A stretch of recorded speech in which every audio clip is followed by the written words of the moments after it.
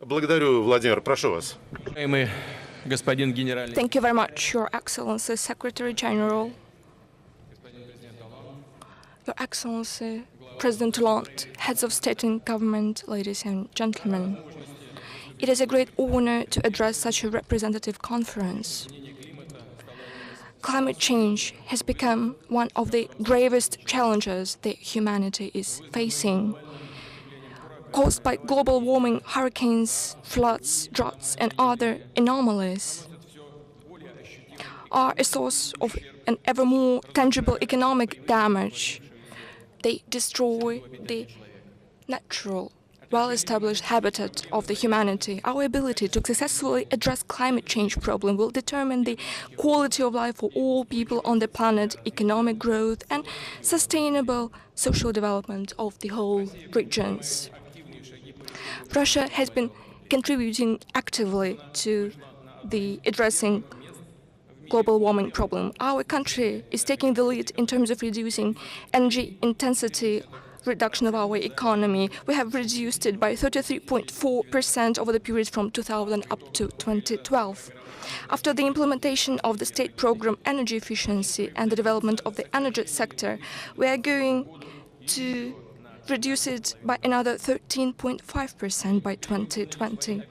We have gone beyond our commitments under the Kyoto Protocol.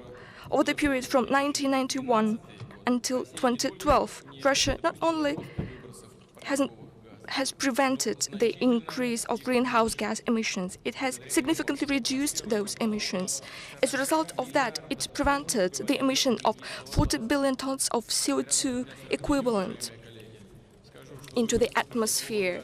As a matter of comparison, the emissions of greenhouse gases of all the countries in 2012 amounted to 46 billion tons. Thus,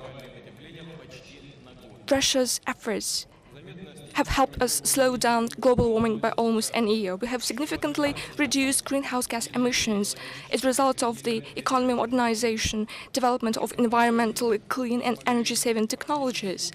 At the same time, we have managed to double our GDP. Thus,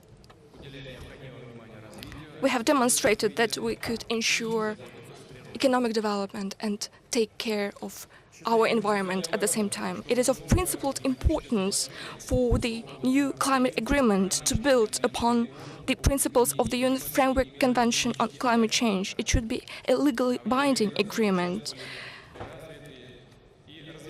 In its implementation, there should be participation of developed and developing countries. This agreement should be comprehensive, effective, and equitable. We fully uphold the long-term goal of the new agreement to limit the growth of global temperature by the end of the 21st century to 2 degrees Celsius. Russia will continue contributing to joint efforts aimed at preventing global warming. By 2030, we are planning to reduce greenhouse gas emissions by 70% from 1990 level. We are going to achieve that through the use of breakthrough energy conservation technologies and through the use of new nanotechnologies. For example, Russia has developed the technology of using carbon nanotubes-based additives. According to some experts, these technologies could reduce the emissions of CO2 by 2030 by 180 million tons only in Russia. Naturally, we are standing ready to exchange those technological solutions. The new agreement should reflect the important role of forests as the major source of absorption of greenhouse gases for Russia as for the country that possesses enormous forest resources and does a lot to preserve the lungs of the planet. It is of utmost importance. Of principled importance is to provide support to the developing states in their efforts aimed at reducing the emissions of harmful substances. Russia is going to provide financial and any sort of assistance to these countries through various UN mechanisms. In my speech at the 70th session of the General Assembly, I have mentioned that we should develop a comprehensive approach to addressing the climate change problem. In this context, let me affirm once again our proposal to convene a scientific forum under the aegis of the United Nations, which would serve the platform to discuss various problems, not only those linked to climate change, but also those linked to depletion of natural resources and degradation of the human habitat. Ladies and gentlemen, we hope that through concerted efforts, we would be able to develop a new climate agreement that would replace the Kyoto Protocol, that would serve the interests of all the states and peoples after 2020. I thank you for your attention.